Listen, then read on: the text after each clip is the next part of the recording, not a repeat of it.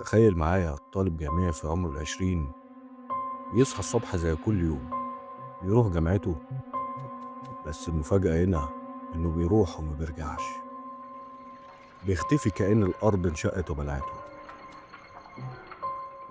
محمد عادل من قرية الحمادين في مركز شبين الكوم بالمنوفية، كان رايح الجامعة في يوم عادي سنة 2020، لكن هو ما رجعش البيت خالص.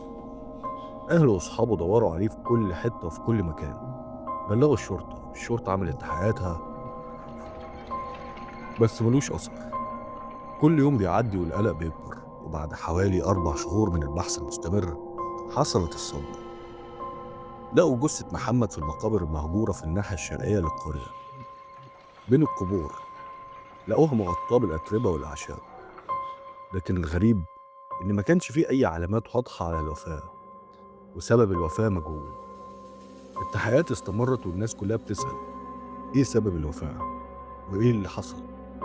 السر ورا القصة دي لسه محير الكل، ومحدش لاقي إجابة لكل الأسئلة اللي بتدور حوالين سبب الوفاة.